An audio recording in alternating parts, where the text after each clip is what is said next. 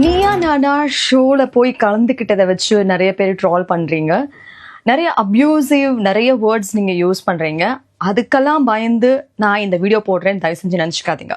நீயா நானால என்ன நடந்துச்சு அப்படிங்கிறத ஃபர்ஸ்ட் ஆஃப் ஆல் எல்லாருமே தெரிஞ்சுக்கணும். Neeya Naana is a show was recorded for 8 hours. 8 மணி நேரம் ரெக்கார்ட் பண்ண ஒரு விஷயத்த வெறும் 45 நிமிஷம் எடிட் பண்ணி போட்டிருக்காங்க.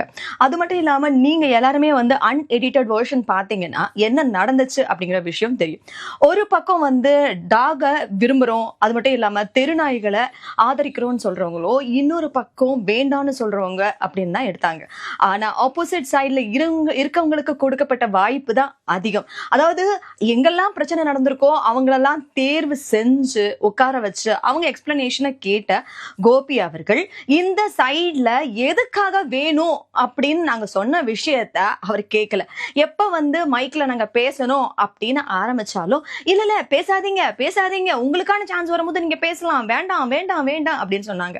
அது மட்டும் இல்லாம இந்த பக்கத்துல இருந்தவங்க அத்தனை பேருமே வந்து இன்னசென்ட் பீப்புளா வந்து கூப்பிட்டு இந்த பக்கத்துல, அதாவது அந்த விஷயம்னா என்னன்னே தெரியாத மக்களை இந்த பக்கத்துல கூப்பிட்டு உட்கார வச்சு அவங்கள பேசுங்கன்னு சொல்லிட்டாங்க.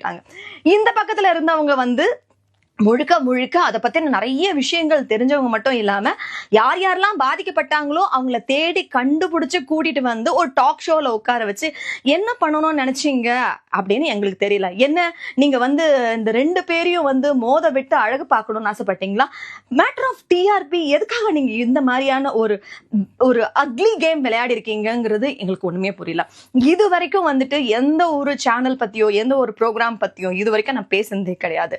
இதனால பர்சனலா பாதிக்கப்பட போறது வந்து அந்த வாயில்லா ஜீவன்கள் மற்றும் நாங்க எல்லாரும் தான். அது மட்டும் இல்லாம இது எதை பத்தியுமே யோசிக்காம அங்க ஒண்ணு பேசுனதை இங்க தூக்கி போட்டீங்க, இங்க தூக்கி போட்டதை இங்க தூக்கி போட்டீங்க, மாத்தி மாத்தி மாத்தி மாத்தி மாத்தி மாத்தி நீங்க ஒரு இடத்துல போட்டிருக்கீங்களே, அது என்ன எடிட்டட் வெர்ஷன் நீங்க நினைச்சிருக்கீங்க?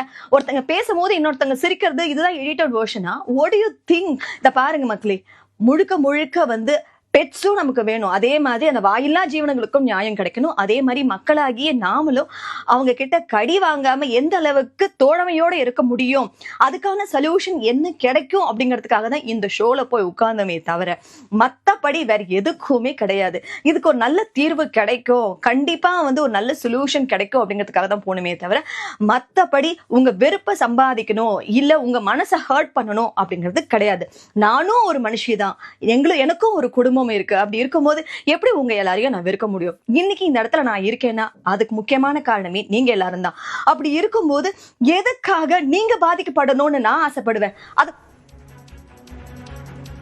தனியார் தொலைக்காட்சி சேனலில் தெருநாய்கள் குறித்து ஒரு விவாத நிகழ்ச்சி நடத்தப்பட்டது. அந்த நிகழ்ச்சியில் தான் பங்கேற்ற போது தன்னுடைய கருத்துக்கள் தவறாக புரிந்து கொள்ளப்பட்டதாக படவா கோபி விளக்கம் அளித்திருந்தார். அதைத் தொடர்ந்து நடிகை அம்முவும் விளக்கம் அளித்திருக்கிறார்.